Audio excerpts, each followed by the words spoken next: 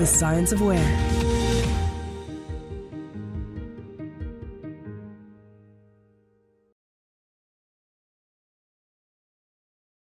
Bueno, buenos días. Lo primero de todo, muchas gracias por elegir esta mesa, que sé que estaba difícil la elección. Y gracias a nuestros participantes de la mesa, nuestros invitados, por aceptar la invitación y venir a pasar un rato con nosotros a compartir su experiencia. Si os parece, vamos a empezar brevemente con una presentación de las personas que formamos la mesa, ¿vale? Primero le voy a dar paso a Juan Antonio Ortega, que viene de Sevilla, del grupo de investigación PADI-Infor y del Centro de Informático de Andalucía. Juan Antonio, si te quieres presentar un momento. Buenos días a todos y a todas. En primer lugar, agradeceros por esta invitación. Creo que hablar de innovación siempre es muy interesante y más en ámbitos diversos, ¿no? Como en este, por ejemplo, relacionado con lo que serían los sistemas de información geográfica, la geolocalización y demás, ¿no? Soy Juan Antonio Ortega, como acaba de comentar Raúl. Mi grupo de investigación nos dedicamos al ámbito de lo que sería la informática y todas las soluciones alrededor de ellas. Fijaros que es muy amplia. El grupo se llama Investigación, Desarrollo e Innovación en Informática y somos un grupo del Plan Andaluz de Investigación. Una de las características fundamentales de nuestro grupo de investigación es que desde el principio en nuestro ADN llevamos todo el tema de lo que sería la transmisión de nuestros conocimientos al tejido empresarial. Es decir, desde el principio del todo, por nuestra raíz, nosotros venimos del mundo de la ingeniería, pues siempre hemos creído en una investigación muy aplicada. Tan es así que si consultáis el currículum veréis la cantidad de proyectos públicos que podemos hacer mención y demás, y otros privados que evidentemente pues no podemos comentarlo por tema de confidencialidad, ¿no? Con esto, ¿qué quiero decir? Que en la universidad se hace hoy por hoy bastante innovación, ¿no? Y como tal, pues lo suyo es que las empresas que están interesadas en colaborar con nosotros busquen aquellos grupos que realmente pues tenemos desde nuestro principio pues lo que sería la innovación. Entonces, esa es la parte mía más de lo que sería la parte universitaria, que posteriormente ahora en el debate, en el coloquio que estableceremos, pues bueno, iré un poco desgranando, ¿no? Por otro lado, también soy director del Centro Informático Científico de Andalucía, que le damos cobertura a los grupos de investigación y a las empresas, la parte de I+D, que están radicados en Andalucía. ¿Qué cobertura le damos? Pues le damos desde temas de supercomputación, temas de cálculo, temas de housing y de hosting de sus sistemas, y además también, bueno, pues les ayudamos a ellos en todo lo que sería el día a día para que realmente los grupos de investigación se centren más en hacer su investigación y realmente pues nosotros nos centremos en darles todo el portfolio de necesidades que ellos tienen como si de laboratorios virtuales se tratasen, es decir, le damos la cobertura de software y de hardware que su grupo de investigación pues necesitan, ¿vale? En cualquier caso aquí vengo más en la parte del grupo de investigación que progresivamente pues iremos comentando, ¿vale? Muchas gracias. Bueno, ahora dejamos a José Manuel de la Chica, que viene de Santander Universidades y como CTO de Universia Holding, como representante de una organización tan grande como un banco, ¿no? y las dificultades de introducir la innovación en una entidad así. José Manuel. Sí. Bueno, vamos, como decía Raúl, mi nombre es José Manuel de la Chica, soy CTO de Santander Universidades y Universia Holding. La verdad es que la innovación para mí ha sido siempre un poco el motor tanto de mi carrera como el leitmotiv que me ha impulsado a dedicarme al mundo de la tecnología. Yo soy tequi 100%, independientemente de que esté en un banco y ahora con un pie en el mundo de la educación. Y realmente por mi bagaje he estado trabajando en startups, en temas de consultoría, pasé a un área de innovación de un banco un poquito más azul que este hace un tiempo, y de ahí pasé al mundo Santander, y sobre todo el mundo Santander en Santander Universidades porque me atraía muchísimo el proyecto. Santander Universidades, al final, Santander es la empresa privada que más invierte en educación superior en todo el mundo. O sea, es la que más invierte. Y de hecho tenemos convenios y trabajamos con más de 1.100 universidades de todo el mundo.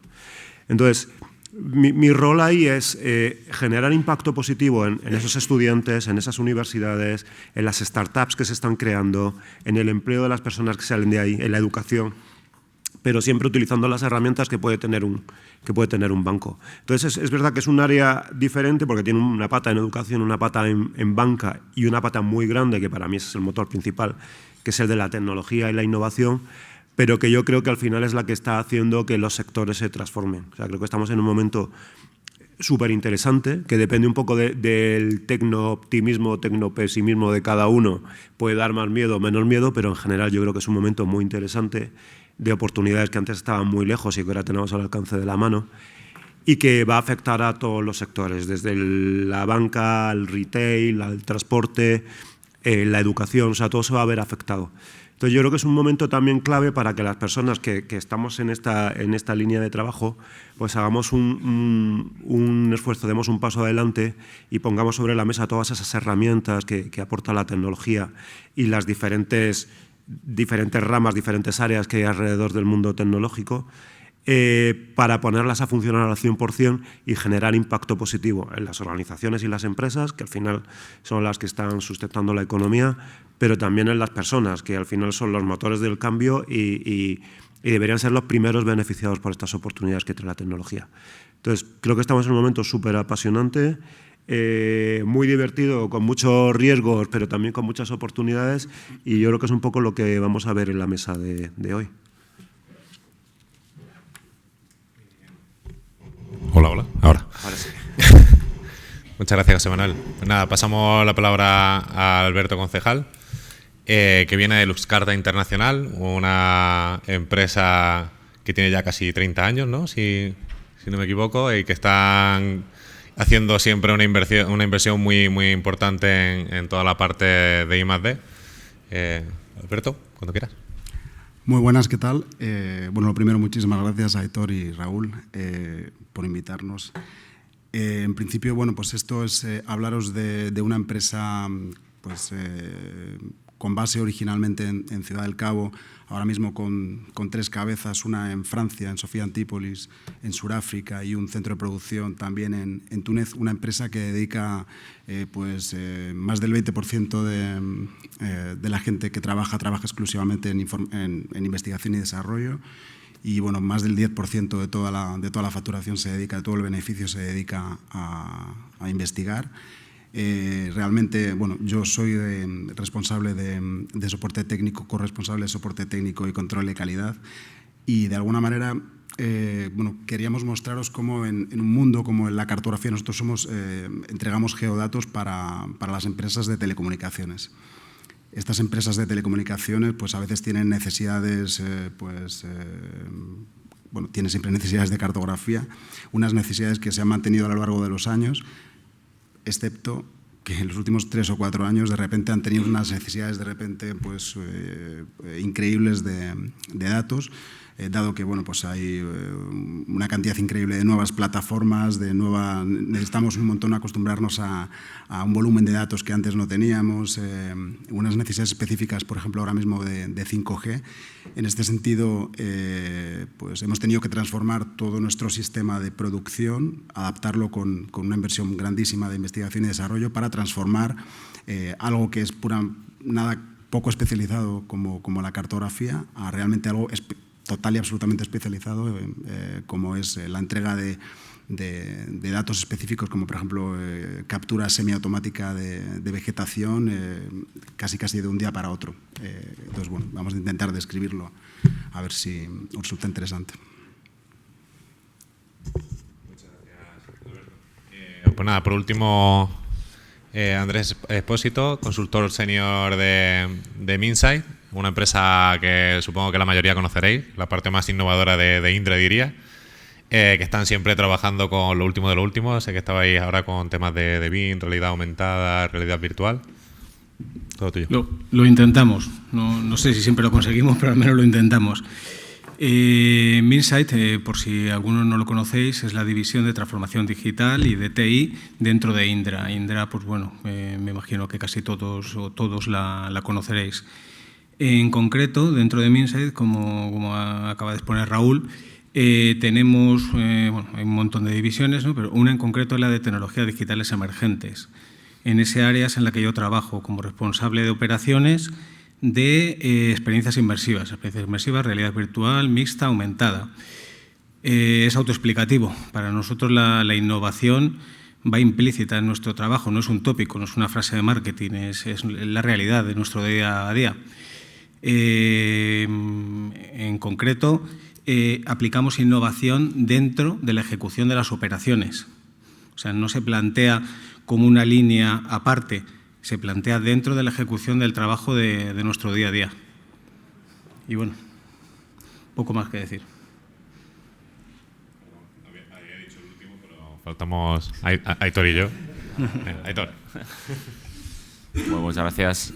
Muchas gracias a todos los ponentes por venir hoy aquí. La verdad es que es un placer tener este elenco de responsables de innovación tan increíble. Uno se siente una gotita de agua comparado con lo que hacen en otras empresas. La verdad es que, bueno, soy Aitor Calero, soy el gerente de tecnología e innovación en ERRI España. Mi rol en la compañía es, bueno, cogiendo un ejemplo que vi en una ponencia, le preguntaban al CEO de Orbea que qué es lo que hacía y él decía que dejar trabajar a la gente y mirar por la ventana. Y yo me quedé y dije, bueno, este tío que está ahí leyendo el periódico y poco más, ¿no? Pero tenía bastante más miga, ¿no?, de lo que parecía. Al final lo que quería decir es, yo tengo que ver un poco lo que pasa en el mundo, ¿no?, y luego transmitir esa información a la compañía y que la gente haga su trabajo, ¿no?, y elegir a los mejores para que yo no tenga que estar encima. A mí me falta mucho por mejorar en ambos sentidos. Me gustaría dejar más de trabajar a la gente de lo que lo hago, ¿no?, pero bueno, es inevitable. Pero sí que parte de lo que trato de hacer la compañía es mirar por la ventana, ver qué cosas como el BIM, el 5G, geoblockchain, esas cosas que vienen, cómo pueden afectar a la tecnología y transmitir esa información también con el feedback que nos dan los clientes. ERRI es una compañía que se fundó hace 50 años, estamos de aniversario de hecho, en el año 69. Mucho antes que muchas otras compañías, y si ERRI no hubiera innovado durante estos 50 años, pues no estaríamos hoy aquí, no hubiéramos podido hacer esta conferencia porque nos habrían barrido pues gigantes que todos conocemos, Microsoft, Google, Amazon, etcétera, pero sin embargo ERRI ha sabido mantenerse siempre en la cresta de la ola. Creo que parte de eso ha sido el hecho de que el 30% más o menos de los ingresos de la compañía se reinvierten en I+D. Tenemos la ventaja, para algunos puede ser inconveniente, pero en este caso yo creo que es una fortaleza, que es somos una compañía privada, pertenece solo a Dartmouth, no cotiza en bolsa, con lo cual el feedback que nos dan nuestros clientes es inmediato. Yo con compañeros, tengo aquí algunos sentados, pues en cuanto un cliente nos dice, oye, esto no funciona bien, hablamos con el equipo de Estados Unidos, vemos por qué no funciona, etcétera, y se corrigen las cosas, ¿no? Eso nos da una agilidad que quizá otras compañías más sujetas a lo mejor a cotizaciones en bolsa o a tensiones de los mercados pues no se pueden permitir. Creo que es una fortaleza de ERRI y habla bastante bien de cómo invertimos en tecnología.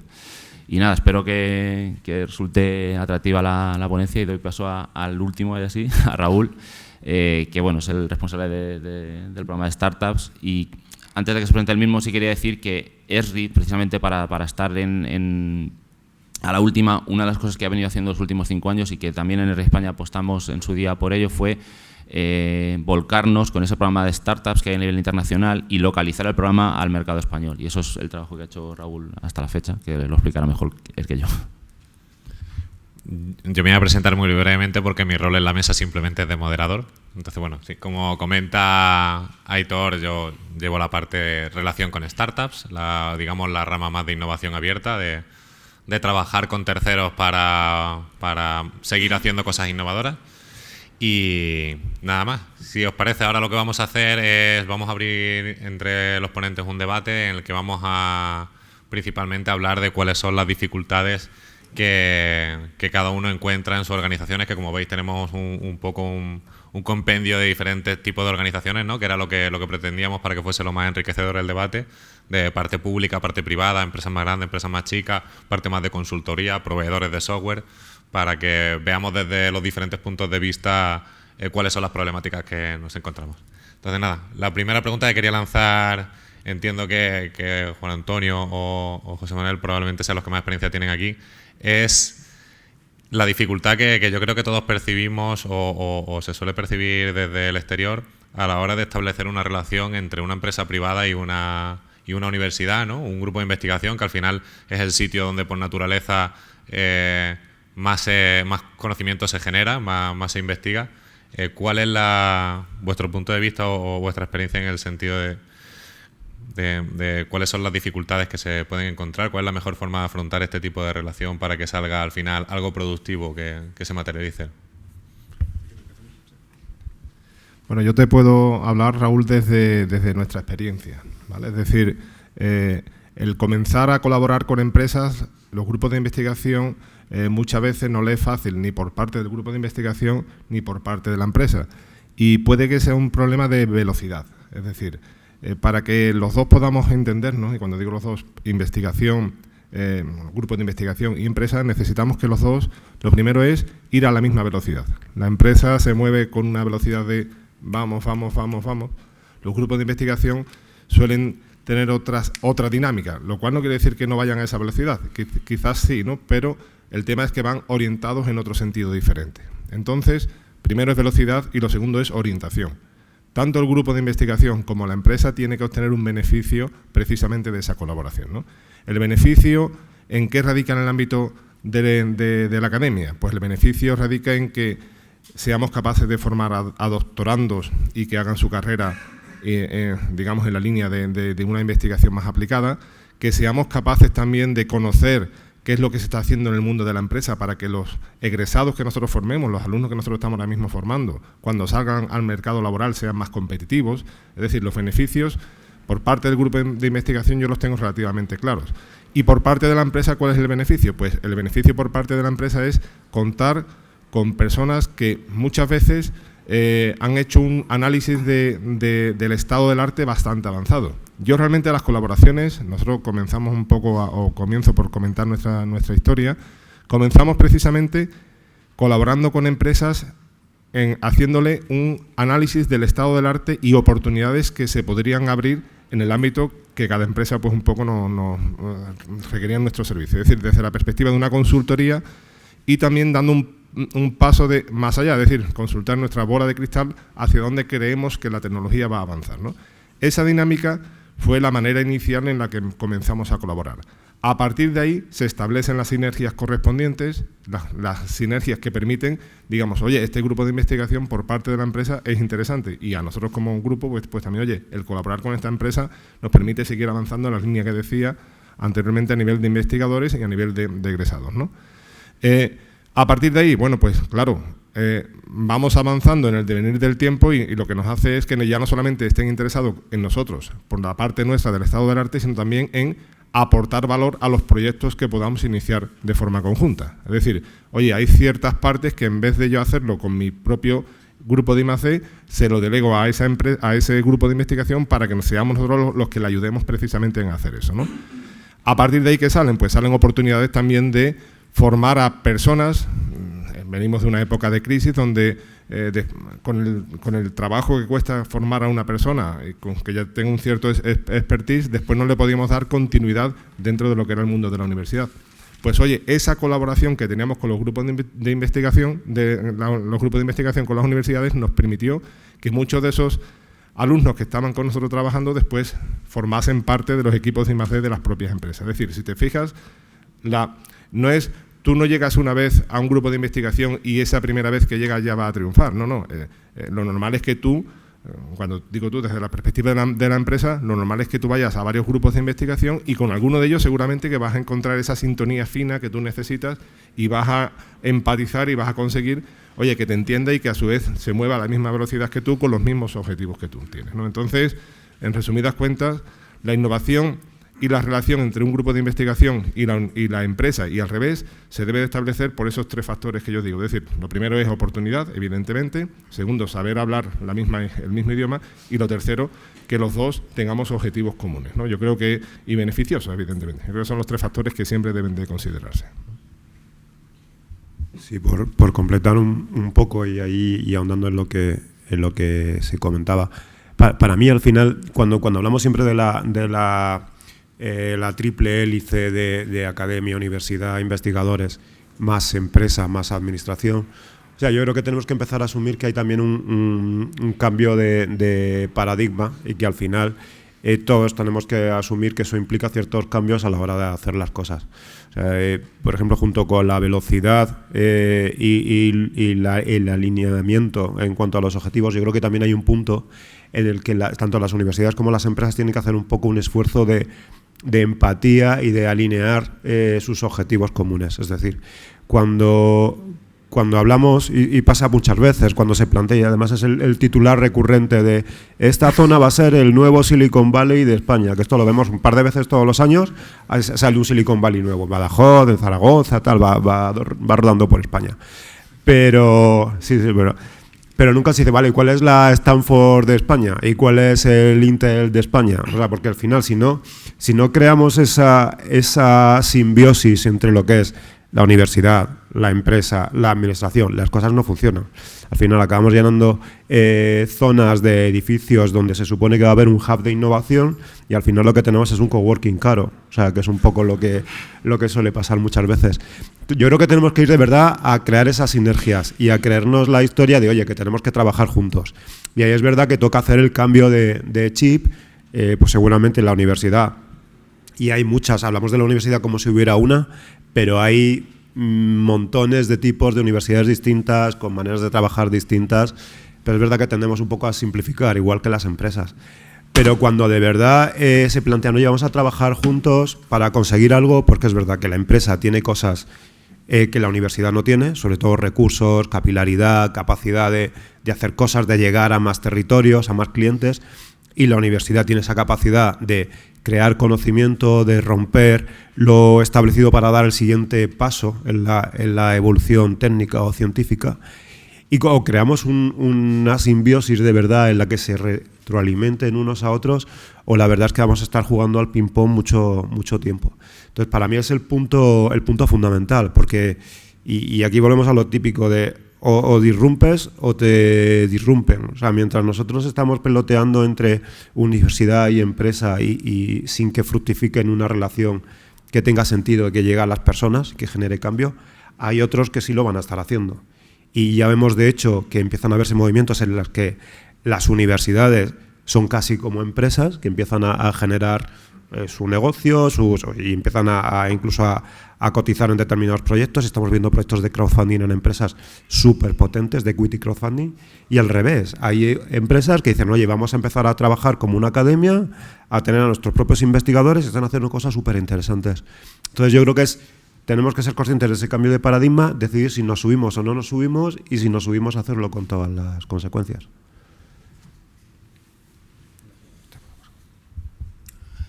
En nuestro caso, pues sería el caso de una empresa, digamos, es la parte digamos, que tiene que juntarse con la universidad precisamente para lograr que entre las dos consigan pues productos nuevos o desarrollos interesantes adaptados al modelo de negocio futuro, más que el modelo de negocio actual.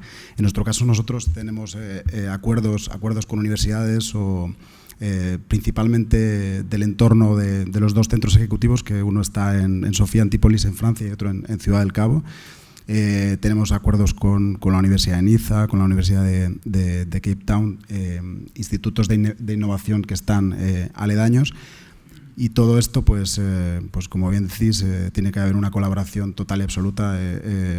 Por nuestra parte, lo único que podemos hacer es intentar de alguna manera que esos investigadores o doctorandos o doctorados que hemos contactado y que están interesados en nuestro proyecto, en estos desarrollos nuevos, estas tecnologías nuevas, es intentar de alguna manera que no tengan otra cosa que hacer que crear. Es decir, en nuestro caso normalmente son gente que está expatriada, gente que en un momento dado, a nivel logístico, a nivel en un momento dado familiar, o pueden tener configuraciones que no son a lo mejor estándar. Es decir, no es que tú nazcas en Madrid, vayas a la universidad en Madrid, vayas a una empresa en Madrid. Eso ha dejado de funcionar, o creemos que realmente, al menos en este tipo de cosas, tienes que ser flexible y claramente preparado pues para viajar, para ir a estudiar a tal sitio, para vivir en tal sitio, para ir a que a lo mejor la empresa que te gusta, que te interesa, no está exactamente al lado tuyo.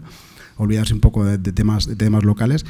Y una vez que nosotros hemos visto, digamos, qué es lo que queremos, qué es la persona o las personas que queremos que trabajen para nosotros, evitar a toda costa, haciendo todo lo posible para que ellos exclusivamente tengan que dedicarse a estar tranquilos y creando. Establecer también las relaciones en nuestro caso, por ejemplo, estamos hablando de producción cartográfica. En nuestro caso no buscamos a lo mejor a gente que a priori tenga conocimientos cartográficos. Es bueno y está bien y por supuesto un interés, digamos, como un background es muy, muy importante, pero en nuestro caso la mayoría son pues doctores en matemáticas o en física, etcétera.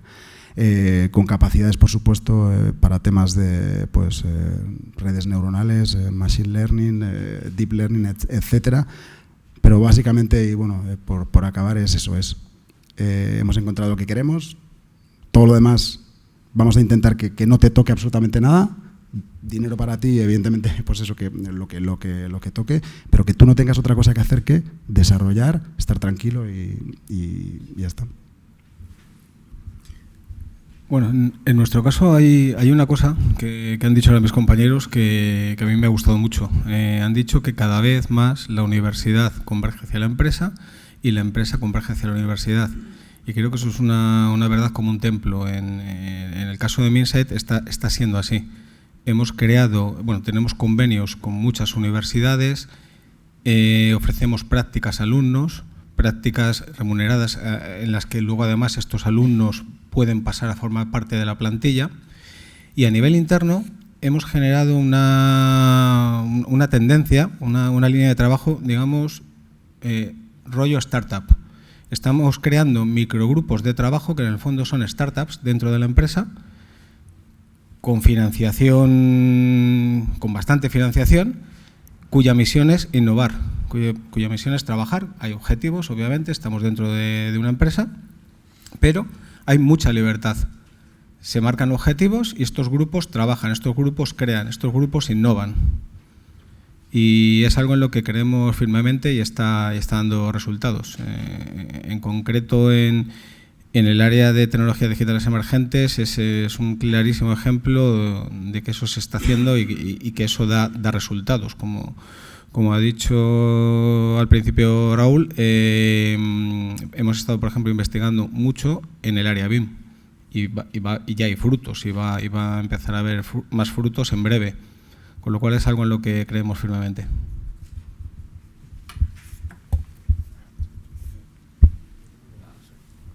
Bueno, yo muy brevemente, desde ESRI había dos partes quizá que merece la pena destacar. Uno es, nosotros tratamos de cubrir ese gap entre universidad y empresa con formación.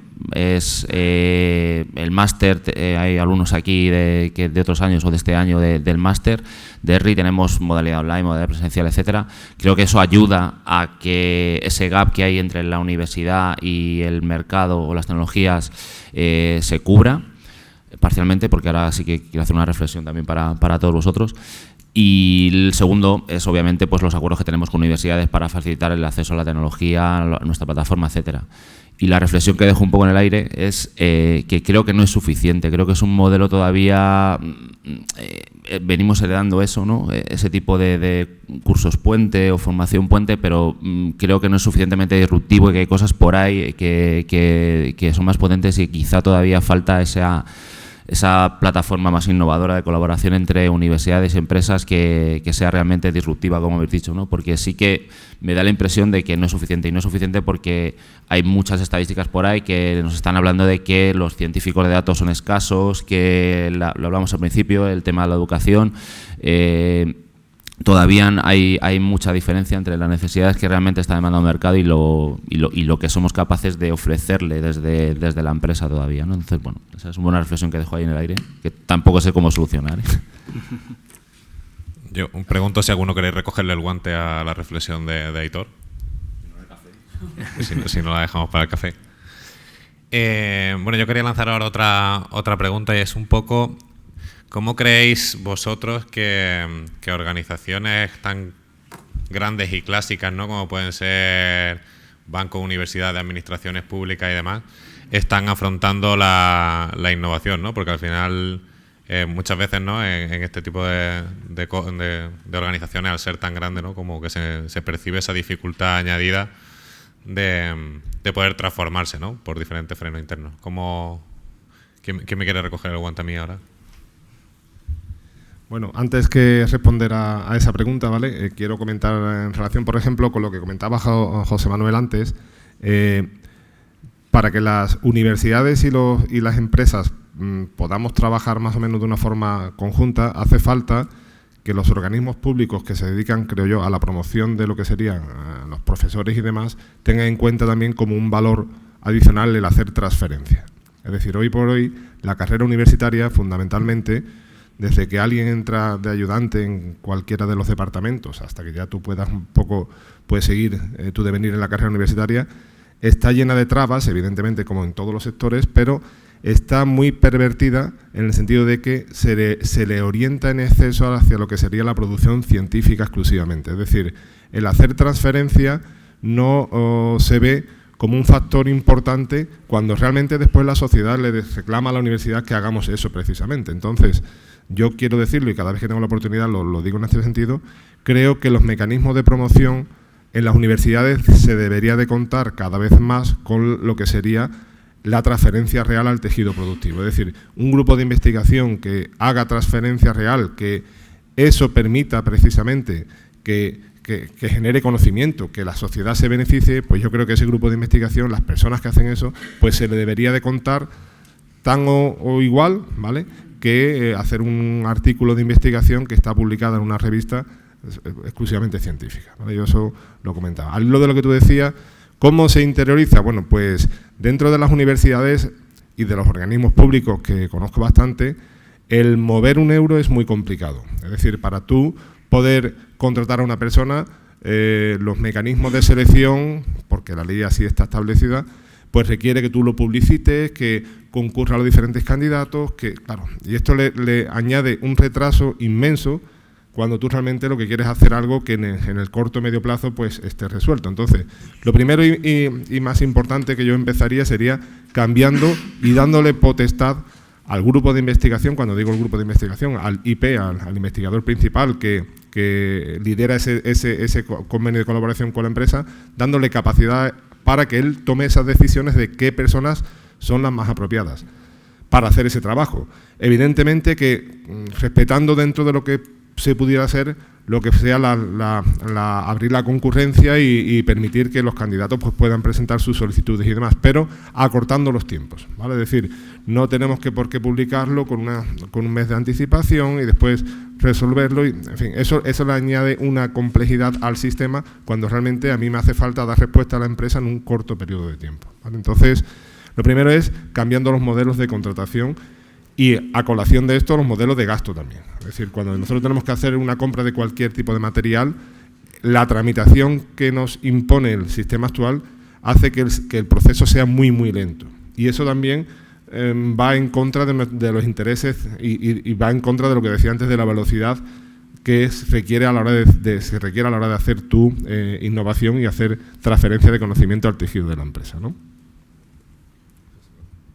Sí, yo creo que ahí las empresas, en general, yo creo que las empresas y cualquier organización, al final, en el momento en el que estamos, yo creo que hay dos características fundamentales que nos están tocando a todas. Primero, que estamos en una época de cambio continuo. O sea, yo creo que las empresas las organizaciones que mejor van a funcionar y que mejor seguramente lo estén haciendo son las que se están preparando para la incertidumbre. O sea, porque lo que antes se podía plantear a medio o largo plazo, pues ahora ya no tiene sentido. Hay que trabajar con el corto plazo, con escenarios cambiantes.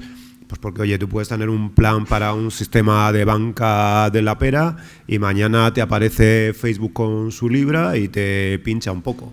Entonces, aparecen actores continuos, reacciones continuas, agentes que cambian el modelo, por lo menos que plantean otras alternativas. Y ahí yo creo que la empresa que puede funcionar bien es la que está preparada para vivir en un cambio continuo, como decía Heráclito. O sea, esto de lo único permanente es el cambio, yo creo que lo tendríamos que llevar todos camisetas con esto puesto porque es lo que nos va a tocar vivir. Y luego hay otro punto que es interesante, que es el de que las barreras, las fronteras artificiales se están difuminando. O sea, yo creo que hay hasta ahora, y un poco derivado de las capacidades que tenía la tecnología o la ciencia, trabajado mucho en compartimentos estancos a la hora de innovar. Ahora yo creo que estamos entrando poco a poco cada vez más en un momento de convergencia tecnológica donde vamos a poder hacer mixes mucho más interesantes para todos.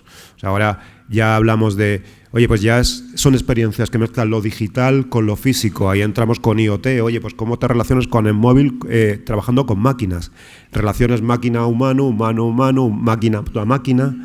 La parte, oye, pues no solo en la línea temporal, sino cómo trabajamos también en la parte geográfica, cómo nos relacionamos con el espacio, cómo analizamos lo que está pasando en el espacio, en la geografía, en la cartografía. O sea, yo creo que hay cosas que estaban separadas ahora empiezan a fusionarse y a muchos niveles. O sea, incluso nos encontramos oportunidades de negocio cuando empezamos a mezclar. Ahora tenemos ya cada vez más la capacidad de hacer cosas descentralizadas. Oye, pues hay momentos en los que toca una descentralización completa, pero en otras un mix de centralización, descentralización. Yo creo que ahora los tecnólogos y los innovadores, que somos un poco como los barmans de todas estas cosas, tenemos más capacidad de hacer cosas en la coctelera, mezclar más cosas. Necesitamos que nuestras organizaciones nos dejen ser más creativos a la hora de hacer cócteles que no habían probado nunca, pero que si lo hacemos bien pueden ser un exitazo.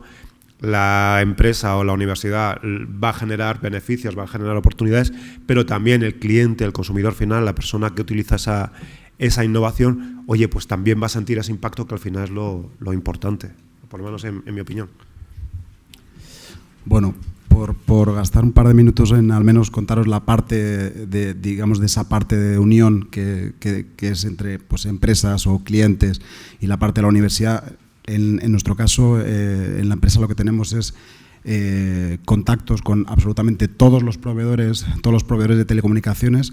Eso hace que de alguna manera estés muy pendiente de cuál es la última necesidad del mercado a todos los niveles y al mismo tiempo estás dando la oportunidad para que, pues también en nuestro caso particular, con una estructura horizontal, casi prácticamente horizontal, tengan un contacto total y absolutamente directo, es decir, que de alguna manera el investigador, aquella persona en la que estamos invirtiendo, sepa que bueno, pues, no tiene que hacer no es un acto de fe realmente aquello en lo que está trabajando, si realmente está trabajando con algo total y absolutamente práctico, que en 2 días puede ser petición del cliente, desarrollo y el tercer día la creación. Es decir, estamos de alguna manera haciendo mucho más pequeña el contacto entre las necesidades del cliente grande, ver cualquiera de los grandes proveedores de telecomunicaciones, y ese desarrollador que en un momento dado puede estar recién acabado de la universidad y puede tener pues una ansia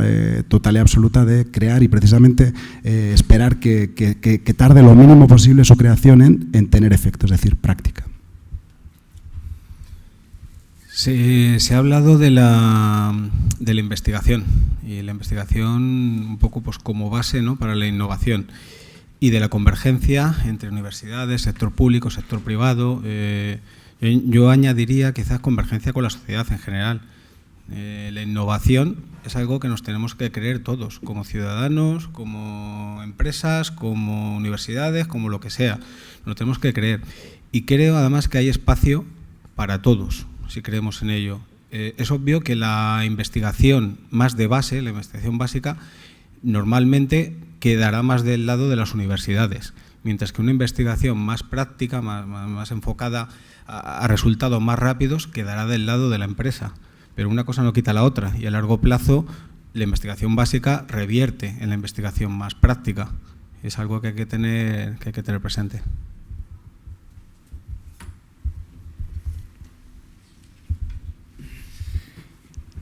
Y yo os iba a preguntar ahora, de cara al trabajo que hacéis, ¿no?, de innovar, de crear tecnologías disruptivas y llevarlas al mercado. Y esta vez, pues, no sé si darle el paso a Aitor y luego pasar al fondo por la parte más de empresa. ¿Cuáles son...? ¿No? Siempre está el riesgo de lanzar un producto demasiado pronto al mercado antes de que la sociedad esté dispuesta a consumirlo, que la gente no lo entiende correctamente, o cuáles son esas dificultades que vosotros encontráis en el día a día y que creéis que hay que superar, o la mejor estrategia para poder afrontarlo y saber cuándo lanzar o cuánto tiempo aguantar con una tecnología en concreto.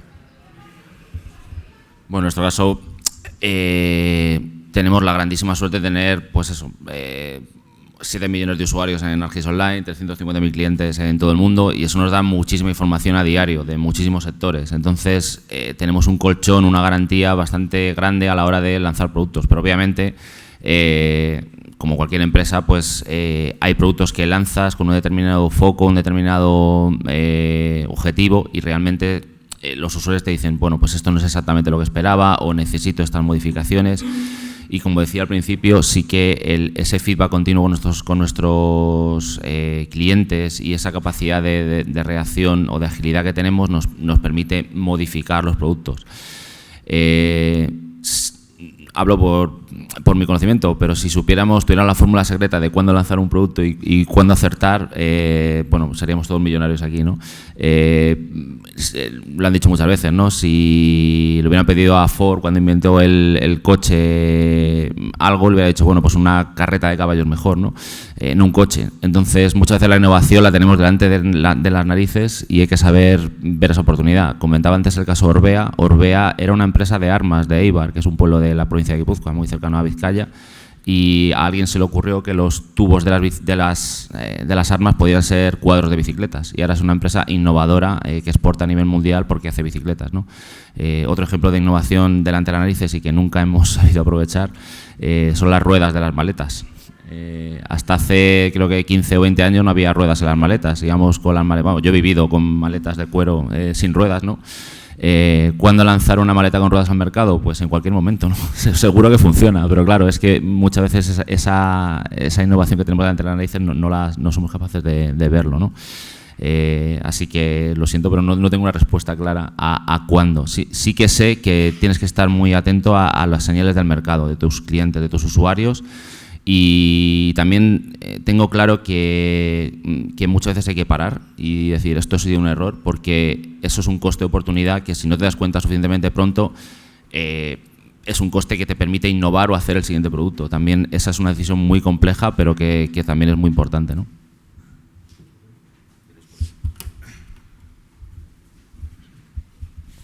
También una función que creo que en este caso tenemos todos es la de evangelizar. Cuando surge una nueva oportunidad, una nueva tecnología, un nuevo producto o línea de productos en la que crees firmemente, en la que crees que puede haber resultados, es parte de tu responsabilidad el comunicarlo, el darle una oportunidad a ese producto, a esa innovación, a esa tecnología, sacarlo al mercado, hablar sobre ello y hacer que funcione.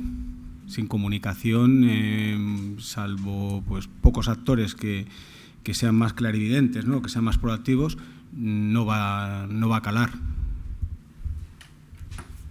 Bueno, claramente lo que has dicho de mirar por la ventana es básicamente eso. A mi juicio es clave estar pendiente, agazapado quizá, simplemente mirando absolutamente a todos los agentes del mercado, todos los clientes, en nuestro caso pues proveedores, feedback de usuarios, etcétera, de nuestros productos, gente que en un momento dado pues trabaja con nuestros con los productos que nosotros hacemos. Es una cuestión más de filosofía que otra cosa, es decir, de alguna manera la esencia de las empresas, y esto quizá no hay una relación directa con la escala, es decir, hay empresas pequeñas que tienen esa filosofía de mirar por la ventana, hay empresas grandes que tienen cero filosofía, es decir, que les va el tema de pues inversión cero es un tema más de la esencia de las empresas. En nuestro caso, de nuevo, y perdón por particularizar, pero es un poco por un poco lo que más podemos mostrar es una empresa que está volcada en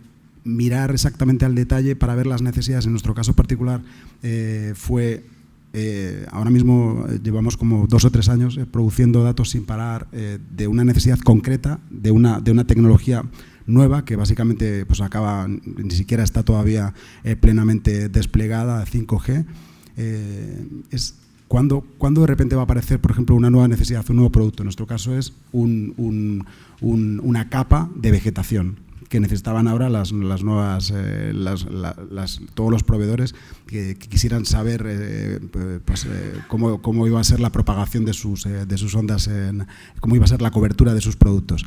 ¿Cómo íbamos a saberlo? Pues yendo a congresos estar pendiente de realmente cerca a nuestra red comercial por todo el mundo. Es decir, no vale, además, ahora mismo hoy día no vale que tengas una red comercial exclusivamente en zonas concretas, ¿no? Tienes que tener, bueno, digo, particularmente en este mundo de las telecomunicaciones, una red comercial extensa que te esté diciendo, es que lo mismo que el de Argentina no te va a estar diciendo lo mismo que el de Singapur.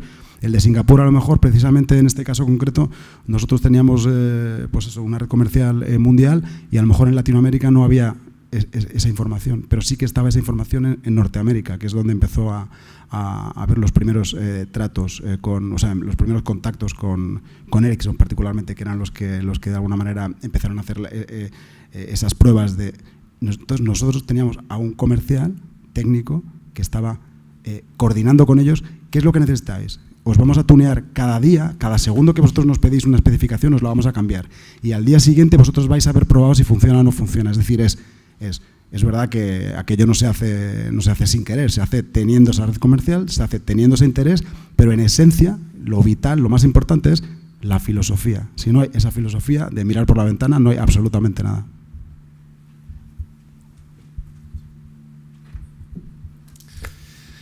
Y ahora os quería hacer una pregunta. ¿Qué impacto creéis que tienen a día de hoy estas tecnologías emergentes de las que ya se lleva tanto tiempo hablando, como, bueno, y a lo mejor no por eso debería ser llamada emergente, lo que es el cloud, lo que es el big data, toda la parte de machine learning, que creo que ya no son buzzwords, o no deberían de ser, ¿no?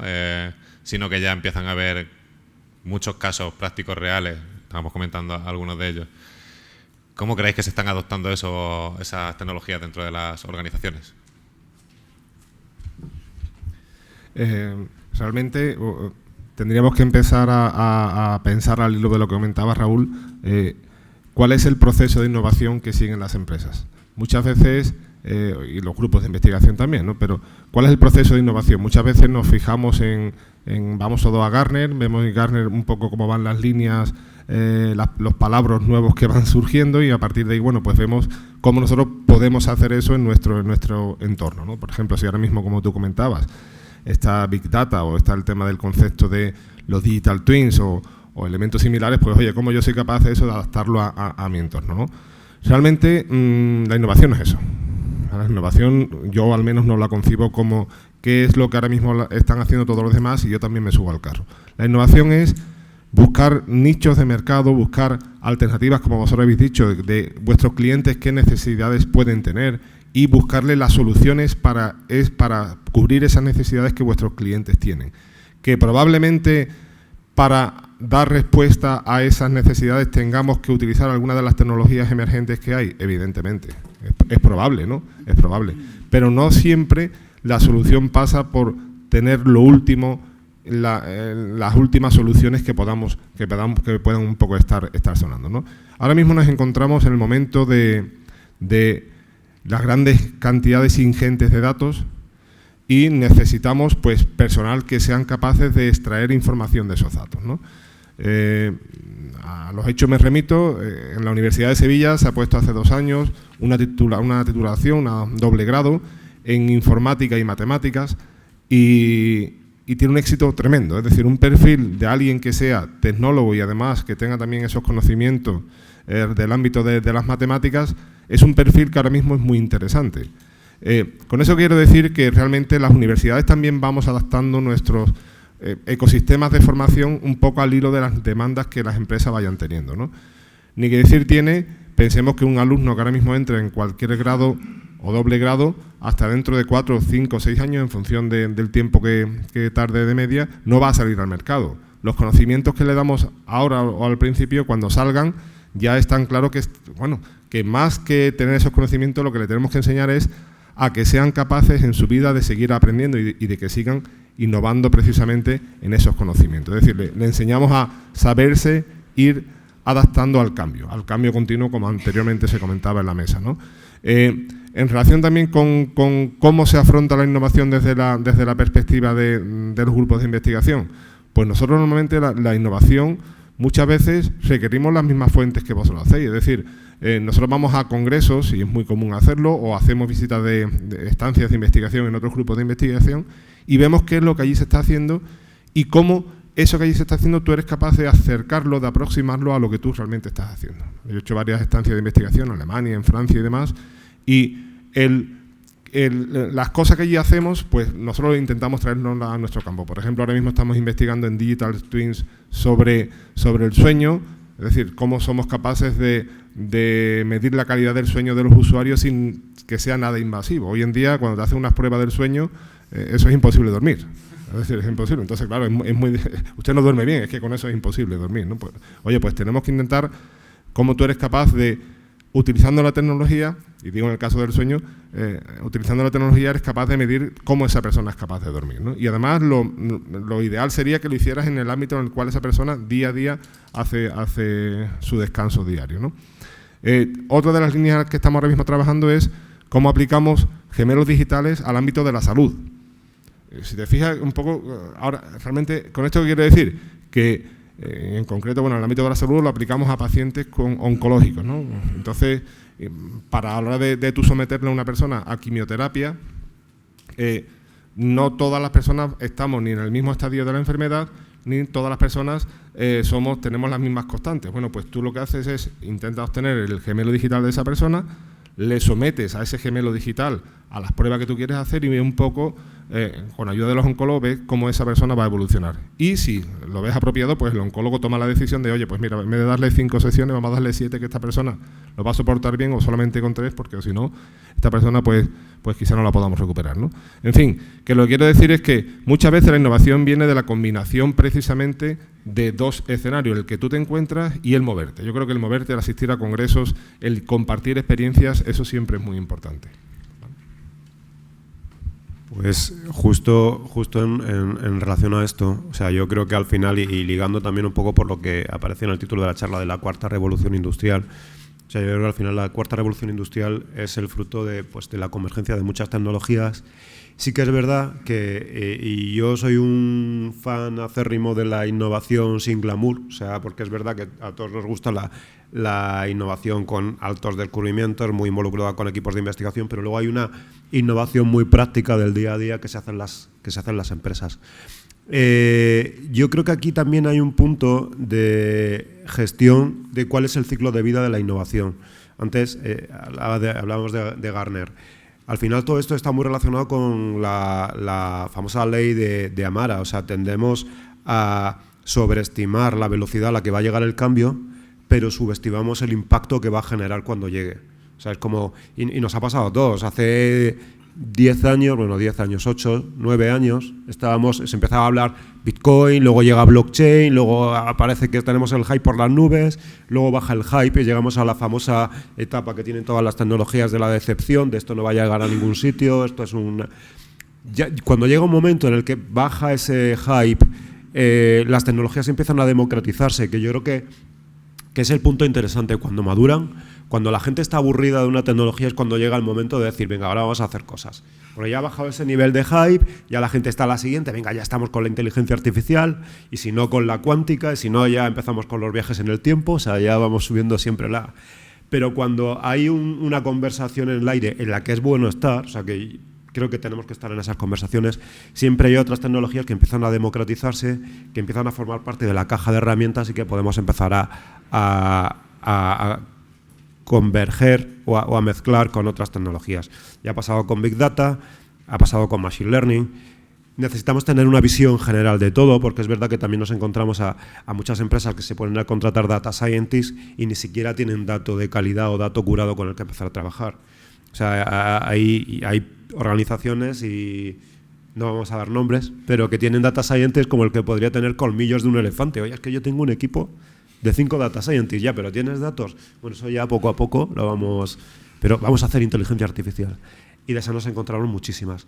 Entonces yo creo que tenemos que estar, a todos los que estamos en esta mesa, nos toca un poco estar en los dos puntos, en el de la innovación de trinchera, de construir cosas cuando están maduras, que ya no tienen tanto brillo, tanto glamour, no están en las conversaciones, pero es cuando de verdad se pueden empezar a utilizar, pero también en las nuevas conversaciones de lo que está por venir, porque muchas veces estar en esas conversaciones, además de ayudarte a evangelizar, que lo hablaban antes por aquí, el tema del evangelismo y de que la conversación circule y se propongan ideas, también nos ayuda mucho que cuando las cosas se asientan y las tecnologías maduran, sepamos por qué están ahí, qué ha funcionado y qué no. O sea, de la época inicial de blockchain, los que hemos estado en la fiesta sabemos muchas cosas que no han funcionado, cosas que se han quedado por el camino, agujeros que tienen ciertas tecnologías, oportunidades que tienen otras, y eso te da un bagaje suficiente para que cuando por fin se pueden implantar en productos, pues lo puedes hacer con cierto criterio porque has estado un poco desde la génesis de la tecnología. Ese es un poco mi punto de vista sobre esto que llamamos las tecnologías emergentes, que me gusta muy poco lo de emergentes, pero es que no hay otra manera de decirlo. Bueno, en lo que se refiere a temas de cartografía, creo que es un ejemplo paradigmático muy claro que la gestión de los datos es algo que es total y absolutamente vital.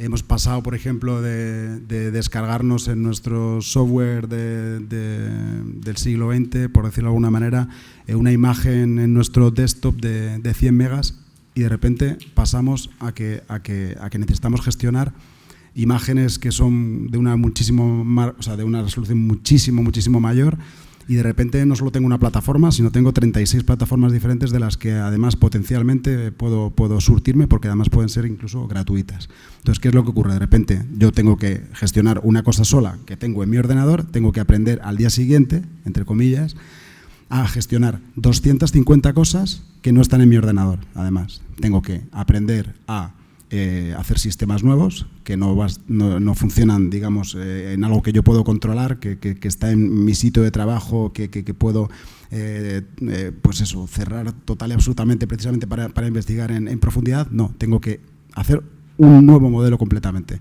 Construir software nuevo, trabajar en lugar de trabajar en tu ordenador, trabajar en el cloud con una cantidad de información que era antes total y absolutamente inimaginable. Y bueno, pues en esas estamos, digamos, pasando en un punto de inflexión que ya veremos dónde nos da. Pero claramente nos va a dar al otro lado, nos lleva al otro lado, no de vuelta a donde estábamos. A mí me ha gustado mucho el discurso sobre la maduración de las tecnologías. Ese proceso desde que algo está en estado embrionario hasta que pasa a ser lo que solemos llamar una utility, pasa a ser ya pues algo que todas las empresas y todos los actores de la sociedad manejamos con comodidad y prácticamente en el día a día. Ese proceso de maduración tecnológica no es fácil y muchas veces requiere inversión, requiere fe, requiere creer en ello, visión a largo plazo. Eso se hila también con todo el proceso de evangelización y de creer en la innovación, pero además estamos centrando también un poco la charla en la innovación tecnológica, por razones obvias, pero la innovación no se produce solamente en la tecnología, se produce en muchos otros ámbitos, y un ámbito muy importante, sobre todo en el mundo de la empresa, es la innovación en los procesos. Muchas veces consigues dar un salto cualitativo y cuantitativo simplemente cambiando la forma en la que haces algo. Lo que sea, algo simple o algo muy complejo, un proceso. Y, por ejemplo, ¿no?, hablando en este caso de mi libro, en Minsight cuidamos ambos aspectos, la innovación de proceso, la innovación tecnológica, la innovación en todos sus ámbitos, además de realizar observatorio de todo lo que va sucediendo, observatorio tecnológico y no tecnológico, observatorio de cómo va cambiando el mundo y cómo se va innovando en otros sectores, otros actores. Es muy importante. Sí, yo quería hacer una reflexión acerca de lo que ha hecho Juan Antonio, me ha parecido interesante porque hablaba de que para innovar pues tienes que tener cierto conocimiento de mercado o detectar las oportunidades, que eso realmente la innovación, estoy totalmente de acuerdo. Y también luego has comentado que las titulaciones que más éxito tienen ahora mismo son matemáticas, física, las combinadas entre una y otra, pero fíjate que, y lo hago como reflexión, nunca hay titulaciones combinadas de negocio y tecnología. Nadie hace un A de Administración y Dirección de Empresas y informática, y eso creo que alarga también mucho los tiempos para que esa innovación llegue al mercado, porque al final tenemos muy buenos tecnólogos, a lo mejor tenemos buena gente de negocio y estamos separados, ¿no? Y cuando llegas a tener ese conocimiento, pues tienes 45 años, 2 hijos, una hipoteca y que se arriesgue otro, ¿no? Que eso también ocurre, creo que es importante. Y luego respecto a tendencias tecnológicas, creo que es interesante, creo que estamos ante potencialmente una tormenta perfecta, ¿no? hay un montón de cosas que están aquí. Comentaba mi compañero el tema de las imágenes. Creo que leí un artículo, creo que era del Ordnance Survey, un informe que había hecho, que solo este año o en los últimos 12 meses se van a recoger más imágenes satélites que en el resto de la historia juntos. Eso es porque hay un montón de empresas privadas y organismos públicos, el programa Copernicus de la Unión Europea, que están capturando esas imágenes. Luego tenemos ya en un grado de madurez las tecnologías de Machine Learning y detección de imágenes, algoritmos de Deep Learning, redes neuronales, que cada vez más se están apoyando en esa ingente cantidad de imágenes para hacer, pues eso, detección automática de cultivos, de vegetación, etcétera. Luego están los coches autónomos, que necesitan cartografía hiperrealista a nivel de, bueno, con datos de LIDAR, pero también con las calles, todo el entorno, detectar automáticamente los peatones. Esa es una convergencia de tecnologías tremenda, ¿no? Y luego tenemos cosas por ahí por el horizonte, que yo creo que están todavía, no sé si bajando del hype este o no, pero bueno, está el tema de blockchain, pero también está el tema de blockchain, localización de interiores, gemelos digitales, que van a permitir cosas como que yo automáticamente sepa que he estado en esta sala porque me ha detectado un beacon y vaya una cadena de bloques que me garantice que he estado yo y no otra persona porque me ha detectado a mí, etcétera, y que además eso va a dar una trazabilidad, etcétera.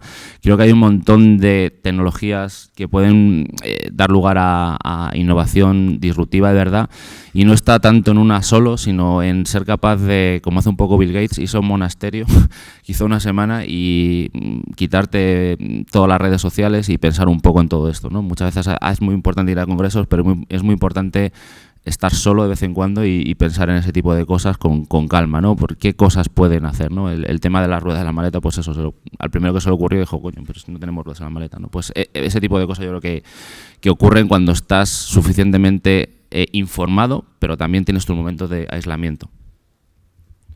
Un poco, Aitor, continuando con lo que comentabas, o la pregunta que decías, ¿no? ¿Por qué no hay una titulación de una ingeniería con... No sé. Sí la hay, vale, la hay. Y en cualquier caso, aunque no sea así, es decir, pensemos que son dos formas de pensar. Es decir, cuando tú formas a alguien en una tecnología, cuando tú formas a alguien que su perfil desde que se ha criado en la secundaria, en la primaria, va hacia el ámbito de la ingeniería, ese perfil, para que sea capaz de medir, es decir, al fin y al cabo, cuando tú eres un gestor de proyectos, tú eres capaz de medir qué recursos necesitas, qué tiempo tiene ejecutar unas ciertas tareas y un cierto proyecto en el cual tú te dirijas, ¿no?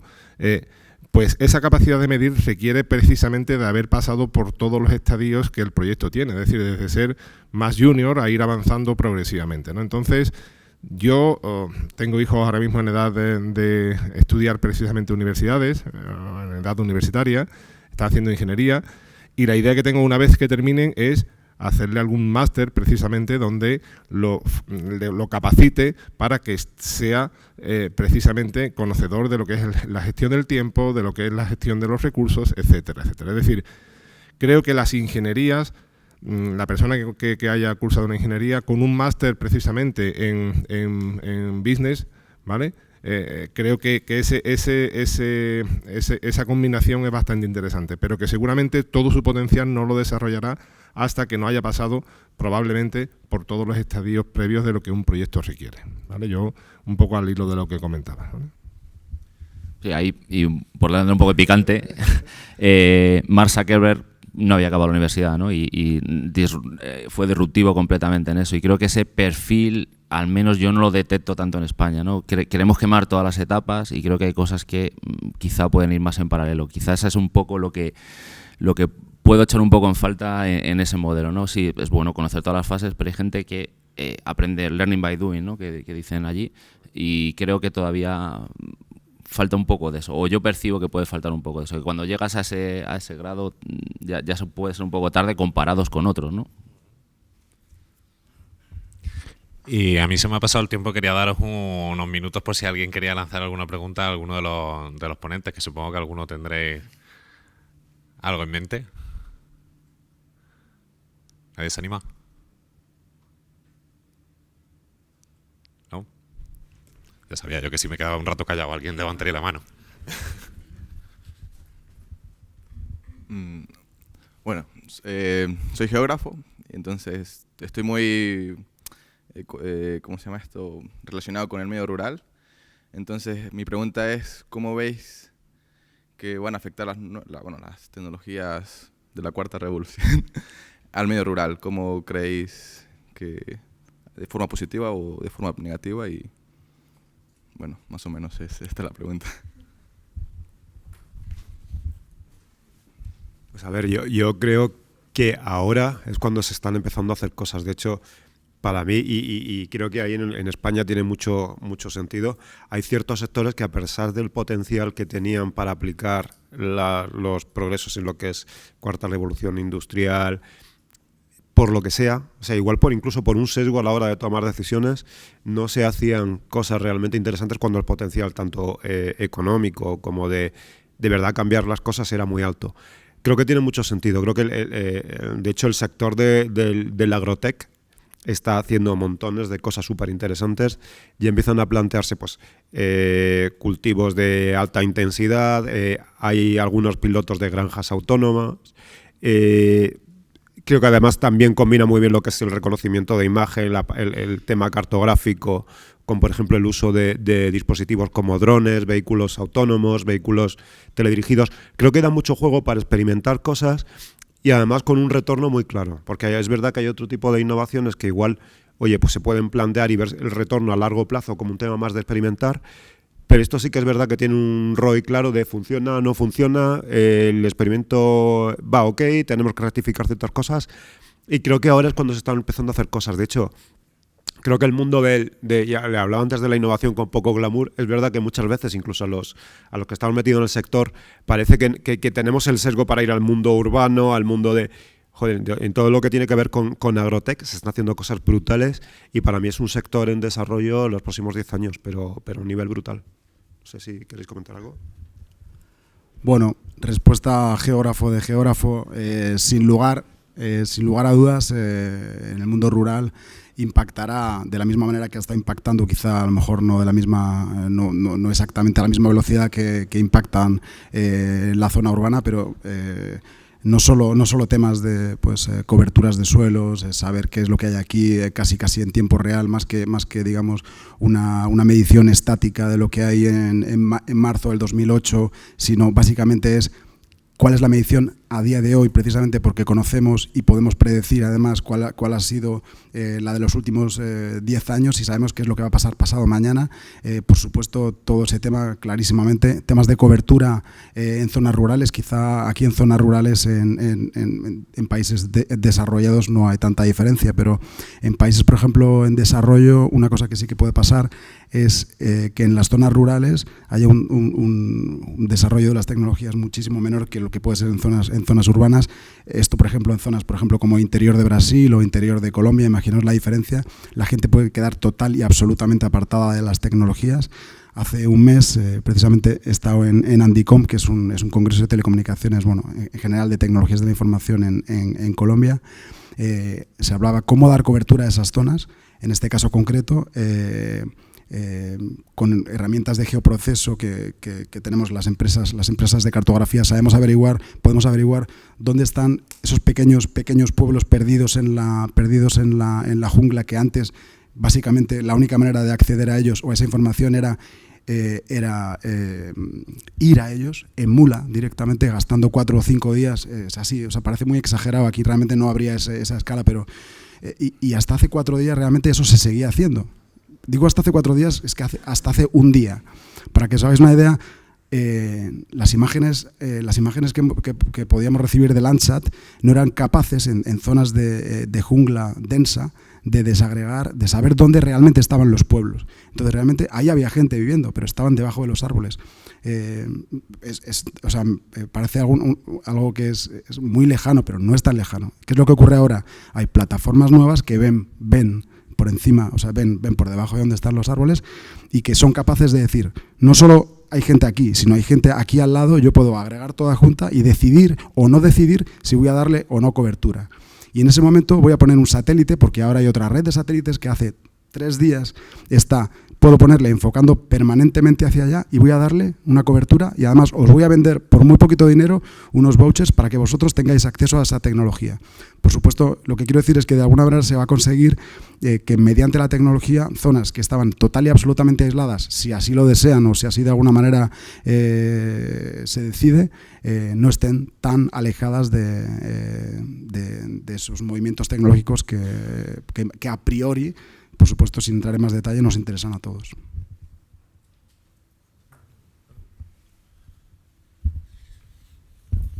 Son las 1:15 ya, no sé si alguien tiene interés en lanzar una última pregunta. Yo soy geólogo y estaba muy interesado en el tema de los drones y quería saber si consideran que su aplicación en estas nuevas tecnologías va a jugar un papel importante, porque yo no veo, por lo menos desde fuera, que aquí, por lo menos en España, termine de explotar, que ni siquiera hay una legislación al respecto.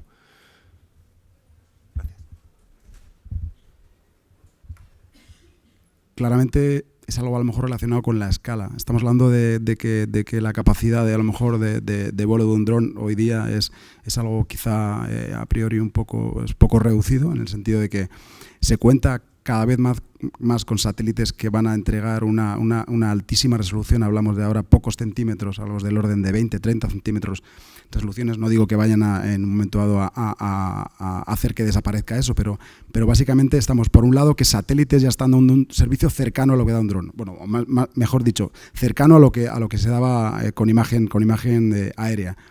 El dron yo creo que siempre de alguna manera estará ahí para temas muy específicos de muy alta resolución, es decir, centimétrica o incluso algo más allá, que potencialmente en el futuro haga falta. Pero hoy día quizá el dron se lo come todavía ese pues helicóptero o avión que va a hacer un trabajo mucho mayor, mucha más cantidad de información, pero por supuesto si hablamos de algo mucho más pequeño, pues el dron siempre estará ahí para dar cobertura. Es verdad que a lo mejor el desarrollo no es tanto como quizás se esperaba, pero es que estamos hablando de la escala, estamos hablando de la escala, una escala mucho más pequeña, pero yo creo que de alguna manera siempre estará ahí como alternativa.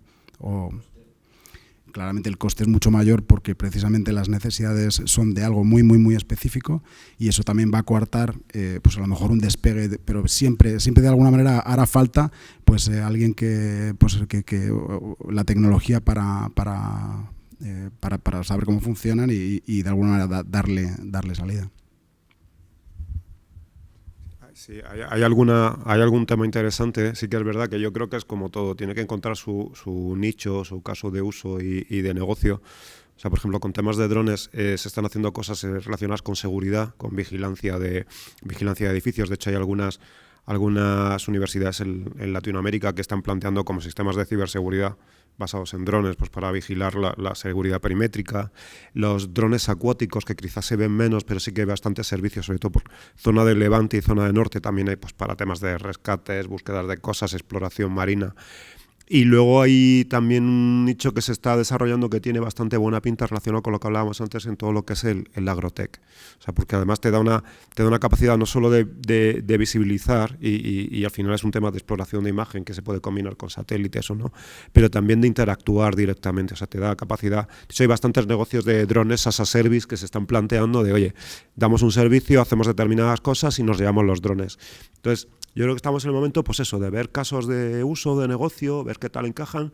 Hay algunos que se están consolidando y que están empezando a crecer y hay otros que, oye, pues no deja de ser un experimento a ver qué tal sale. Yo quería añadir un último caso de uso que me pareció muy interesante, que conocía hace no mucho, bueno, porque no estoy en todo, pero el tema del mantenimiento de instalaciones eléctricas y demás, ¿no? Los tendidos eléctricos, al final, el medir la observación, eso yo sí... Bueno, de hecho, el programa Perseo de Iberdrola tenían por ahí algún proyecto que lo contaban y demás, que son otro caso de uso interesante, pero yo creo que va muy, muy de nicho, ¿no? Nada, no me quiero alargar más porque os quiero dejar un ratito para tomar el café y descansar antes de la plenaria, que es larga. Muchas gracias una vez más a todos por venir, a los ponentes por compartir su conocimiento, a vosotros por compartir el rato con nosotros. Que espero que lo paséis bien, que hayáis disfrutado de la mesa y que sigáis disfrutando de la jornada de hoy. Muchas gracias. The Science of Where.